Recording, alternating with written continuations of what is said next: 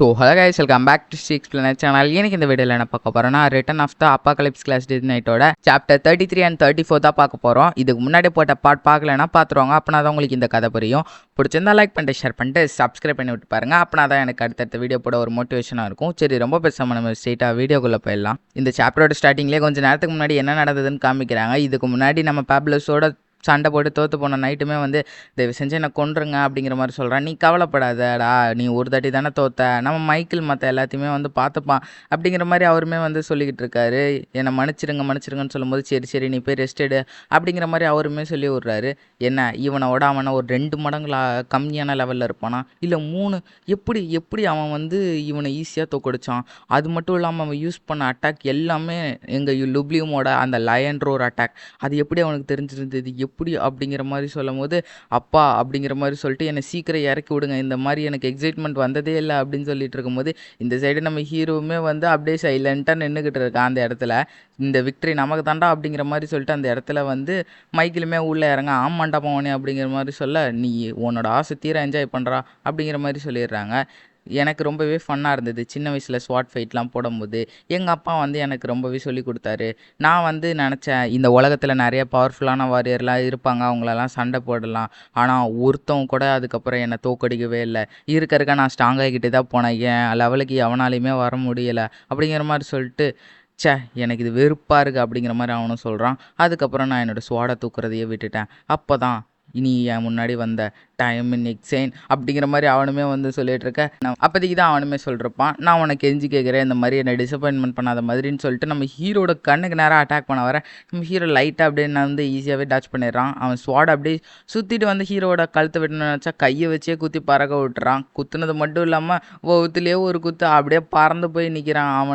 அவனுமே வந்து ஏதோ ஒரு டெக்னிக்ஸ் எல்லாம் யூஸ் பண்ணிட்டு நம்ம ஹீரோ அட்டாக் பண்ண வந்தாலும் நம்ம ஹீரோ எல்லாத்தையுமே ஈஸியாக வந்து பிளாக் பண்ணிடுறான். என்னடா இவன், நான் எந்த அட்டாக் பண்ணாலும் என்னை பிளாக் பண்ணுறானேங்கிற மாதிரி சொல்லிட்டு, நினச்ச மாதிரின்னு சொல்லிட்டு, நீ என்னை அவ்வளோ கீழ்த்தனமாக பார்த்துறாதரா அப்படின்னு சொல்லிட்டு, நீ ஒரு உண்மையால பீஸ்ட் தான் அப்படின்னு சொல்லிட்டு நிறைய அட்டாக்கை வந்து அந்த இடத்துல வந்து யூஸ் பண்ணுறான். அந்த இடத்துல ஒரு பெரிய எக்ஸ்ப்ளோஷனே போட்டானு கூட நம்ம ஹீரோ இருக்கிற இடத்த தவிர மற்ற இடத்துக்கு தான் அந்த எக்ஸ்ப்ளோஷன் வந்து அஃபெக்ட் ஆகிருக்கு.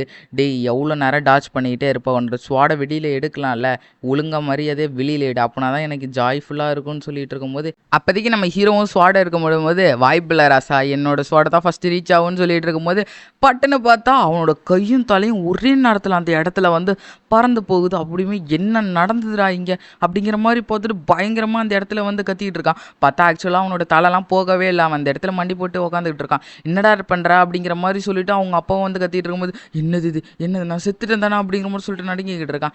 ஏன்டா அங்கே உட்காந்து குனிஞ்சு உட்காந்துருக்க, என்ன நினச்சிக்கிட்டு இருக்க நீ அப்படிங்கிற மாதிரி சொல்ல, அந்த இடத்துல நம்ம ஹீரோ அப்படியே பெருசாக அவன் கண்ணுக்கு தெரிஞ்சுக்கிட்டு இருக்கான். ஏதோ பெரிய இல்லை நான் அப்படிங்கிற மாதிரி அவனுமே திக்கிட்டு இருக்கும்போது, நான் தோத்துட்டேன்னு ஒத்துக்கிறேன் அப்படிங்கிற மாதிரி அவனுமே பயத்தில் சொல்லிக்கிட்டு இருக்கான். அப்படியே கட் பண்ணால் நம்ம டியூக்குமே தான் சொல்லிட்டு இருக்காரு, எல்லாரும் உங்கள் மனசு தீர கொண்டாடுங்கப்பா அப்படிங்கிற மாதிரி சொல்லிட்டு, நம்மளுக்கு நிறைய சரக்கு இருக்குது, எல்லாரும் ஜாலியாக என்ஜாய் பண்ணுங்க, இது நமக்கான விக்ட்ரி அப்படின்னு சொல்லிட்டு இருக்கும்போது, இதெல்லாம் கேட்டால் அந்த லுப்ளியூமோட டியூக்குமே வந்து கடுப்பாயிட்டு இருக்காரு.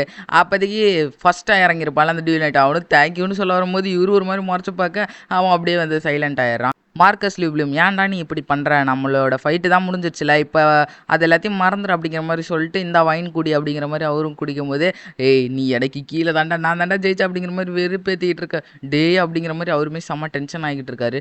நான் நினச்சி கூட பார்க்கவே இல்லை, எதுக்கு அந்த மைக்கேல் பட்டுன்னு வந்து அவனை பார்த்து கீழே மண்டி போட்டான், இத்தனைக்கும் அவனோட ஸ்வாடை கூட அவன் எடுக்கலை, யார்டா அப்படிங்கிற மாதிரி அவனும் பார்த்துக்கிட்டு இருக்கான்.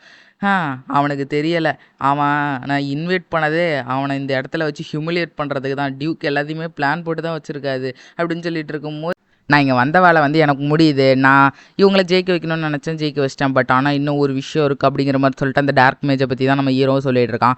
அந்த இடத்துக்கு மைக்கிலுமே வரான், நான் வந்து இங்கே உட்காரட்டுமான்னு கேட்குறான். நம்ம ஹீரோவும் ஓகேங்கிற மாதிரி சொல்லிட்டு, நான் வந்து உன்னை ரொம்பவே ரெஸ்பெக்ட் பண்ணுறேன்னு சொல்லும்போது, என்னது ரெஸ்பெக்ட் அப்படின்ற மாதிரி ஹீரோ கேட்கும்போது, ஆமாம் நான் கொஞ்சம் கூட நினச்சி பார்க்கவே இல்லை, நான் எங்கே இந்த ஏஜில் இந்த இடத்துல ஸ்டக்காகி நின்று போனோன்னு நினச்சேன், பட் ஆனால் நான் நினச்சி கூட பார்க்கவே இல்லை என்னோட அடுத்த லெவலில் இருக்க ஒருத்தவனை இந்த மாதிரி வீட் பண்ணுவேன்னு அப்படிங்கிற மாதிரி சொல்லும்போது, நான் அவன் தம்பியை ஆச்சரியப்பட்டு அவ்வளோ ஹியூமிலியேட் பண்ணுறக்கா அப்போ கூட என்கிட்ட இப்படி நடந்துக்கிறானேன்னு சொல்லிட்டு நம்ம ஹீரோவும் பார்க்குறான். ஆனால் எனக்கு என்ன நடந்துச்சுன்னு தெரியல, பட் ஆனால் என்னால் சென்ஸ் பண்ண முடிஞ்சுது, நான் மட்டும் அட்டாக் பண்ணியிருந்தேன்னா அந்த இடத்துல கண்டிப்பாக நான் செத்துருப்பேனுங்கிற மாதிரி அப்படின்னு சொல்லும்போது, ஓ இதை கண்டுபிடிச்சிட்டானா, ஆக்சுவலாக இவன்கிட்ட இருக்கிறது சூப்பர் சென்ஸ் அப்படிங்கிற மாதிரி அவனோட மைண்ட் ஸ்பேஸ்க்குள்ளேயே வந்து அதை வந்து ப்ராக்டிக்ஸ் பண்ணிக்க முடியும். ஐ மீன் இந்த இடத்துல நம்ம இந்த மூவ் பண்ணால் அதுக்கு ரிப்ளேவாக எது வருங்கிறத வந்து அவனால் கண்டுபிடிக்க முடியும். அது மூலியமாக தான் நம்ம ஹீரோ வந்து அந்த இடத்துல ஈஸியாகவே அவனை கொண்டிருப்பாங்கிறத வந்து அவனுக்கு வந்து புரிஞ்சிருக்கும். அதாவது ஒரு பியூரான பயம் அப்படிங்கிற மாதிரி சொல்லிட்டு உன்னோட இன்ஸ்டிக்ட் தான் உன்னை சேவ் பண்ணுறக்கு அப்படிங்கிற மாதிரி நம்ம ஹீரோ வந்து நினச்சிட்டு இருக்கான்.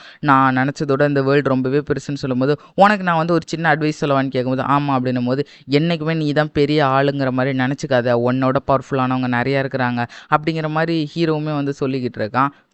அப்போதைக்கு ஹீரோவுமே நினைக்கிறான், நானுமே ஃபஸ்ட்டு அப்படி தான் நினச்சிட்டு இருந்தேன், ஆனால் அவன் என்னை தோக்கடிக்கிற வரைக்கும் அப்படின்னு நம்ம ஹீரோவும் சொல்லிட்டு இருக்கான். அப்போனா நீங்களும் இதே மென்டாலிட்டியில் தான் வாங்குறீங்கன்னு சொல்லும்போது, இல்லைல்லடா தம்பி நான் தான் இருக்கலே பெஸ்ட்டு அப்படிங்கிற மாதிரி நம்ம ஹீரோ சொல்லும்போது, யோ இப்போ தானேயா சொன்னேன் நீ அந்த மென்டாலிட்டியை ஃபாலோ பண்ணுற மாதிரி அப்படிங்கிற மாதிரி அவனுமே வந்து சொல்கிறான். சரி சரி சரி ரொம்ப காம்ப்ளிகேட்டடாக இதை மாற்றாத, எனக்கு கொஞ்சம் கடுப்பாக இருக்குது அப்படிங்கிற மாதிரி சொல்லிட்டு இருக்கும்போது, சரி நான் இதெல்லாம் ஞாபகம் வச்சுக்கிறேன் அப்படிங்கிற மாதிரி சொல்லும்போது, நீங்கள் 2 பேரும் அதுக்குள்ளேயே ஃப்ரெண்ட்ஸ் ஆகிட்டீங்க போலே அப்படின்னு சொல்லிட்டு, அங்கே பார்த்தியா எவ்வளோ ஜாலியாக இருக்கானுங்க அப்படிங்கிற மாதிரி இவனுங்க 2 பேரும் சொல்லும்போது, நீங்கள் இங்கே வந்ததுக்கான காரணத்தை தெரிஞ்சுக்கலாமா அப்படிங்கிற மாதிரி நம்ம ஹீரோவும் அந்த இடத்துல சொல்லிட்டு இருக்கும்போது, அதுவா நான் ஒன்றும் இல்லை அந்த ரிவார்டை பற்றி தான் அப்படிங்கிற போது, என்னதான் ரிவார்டு அப்படின்னும் போது, ஆமாம் நம்ம இந்த டியூலுக்கு முன்னாடி அந்த ரிவார்டுக்கு வந்து அக்ரிமெண்ட் பண்ணியிருந்தேன். ஆக்சுவலாக நான் என்ன கேட்டிருந்தேன்னா லியூப்ளியூமோட அந்த வால்ட்டில் இருந்து நம்ம என்ன வேணால் எடுத்துக்கிற மாதிரி தான் கேட்டிருந்தேன். ஆனால் இந்த கஞ்சப்பையை வந்து இப்போதைக்கு வந்து மழுப்பி தள்ளிட்டு இருக்கான். ஆனால் நான் எப்படியோ வேறு ஒரு அக்ரிமெண்ட் பேசிட்டு இருக்கும்போது, யாரை பற்றி யாரா கஞ்சன்னு சொல்கிறேன், நீ தாண்டா கஞ்சா அப்படிங்கிற மாதிரி அவனுமே வந்து சொல்லிட்டு இருக்கான்.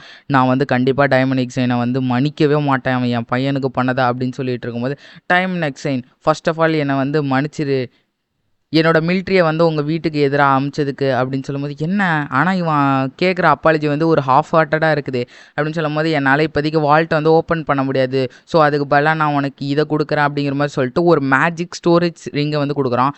ஆக்சுவலாக சொல்லப்போனால் இது கிட்டத்தட்ட ஒரு குட்டி பேலஸுக்கு ஈக்குவலானது அப்படிங்கிற மாதிரி சொல்லிட்டு இந்த ஆர்டிஃபெக்ட் ரொம்பவே பயங்கரம் அப்படி இப்படின்னு நம்ம ஹீரோ வந்து சொல்லிக்கிட்டு இருக்கான். இதுதான் என்னோட ஆஃபர்னா நான் பட்டுன்னு எடுத்துக்கிறேன் அப்படின்னு சொல்லிட்டு நம்ம ஹீரோ சமமாக எடுத்துடுறான். உனக்கு வேறு ஏதாவது வேணும்னா தயவு செஞ்சு என்கிட்ட சொல்லுடா அப்படிங்கிற மாதிரி சொல்லிட்டு, எங்களோட ஃபேமிலி ஹவுஸ் ஹோல்டில் இன்னும் நிறைய வெப்பன் இருக்குது அப்படிங்கிற மாதிரி அவருமே வந்து சொல்கிறாரு. சொல்லப்போனால் இந்த பெஸ்ட்டு சொல்லப்போனால் இந்த ஆப்பிள் கிங்டம்லேயே இவங்ககிட்ட நிறைய ரிசோர்ஸஸ் இருக்கும் அப்படிங்கிற மாதிரி சொல்லும்போது, மைக்கிளும் ஏன் நீ ஒரு ஷார்ட் எடுத்துக்கலாம்ல அப்படிங்கிற மாதிரி அவனுமே வந்து சொல்லிட்டு இருக்கும்போது, ஆமாம் நான் ஒரே ஒரு பொருளை எடுத்தே ஆகணும்னு சொல்லிட்டு, சரி நான் உங்கள்கிட்ட வேறு ஒரு விஷயம் கேட்டாகணும்னு சொல்லும்போது, கேளுடானும் போது எனக்கு ஒரு பவ் வேணும் அப்படின்னும் போது, பவ்வா என்னடா அவன் சம்மந்தம் இல்லாமல் கேட்குறான் போது, ஆமாம் அது என்னோட யங்கர் பிரதருக்கு வேணும், அவனுக்கு நான் கல்யாணம் பண்ணி வைக்கணும்னு சொல்லும்போது, இந்த இடத்துல இவனுமே தும்மிட்டு எவன்டா என்னை பற்றி நினச்சிக்கிட்டு இருக்கான்னு சொல்லிட்டு போது, இவனு ஏதோ பொம்மை மேலே ஊசியெல்லாம் குத்தி வச்சு விளாண்டுட்டு இருக்கான். அதோட இந்த எபிசோடு இங்கே முடியுது. முடிஞ்ச அளவு அடுத்த எபிசோடை சீக்கிரம் அப்லோட் பண்ண ட்ரை பண்ணுறேன். பிடிச்சிருந்தா லைக், ஷேர் அண்ட் சப்ஸ்கிரைப் பண்ணி விட்டு பாருங்கள். அப்படின்னா தான் எனக்கு அடுத்தடுத்த வீடியோ போட ஒரு மோட்டிவேஷனாக இருக்கும். உங்களை அடுத்த வீடியோவில் பார்க்குறேன். பை.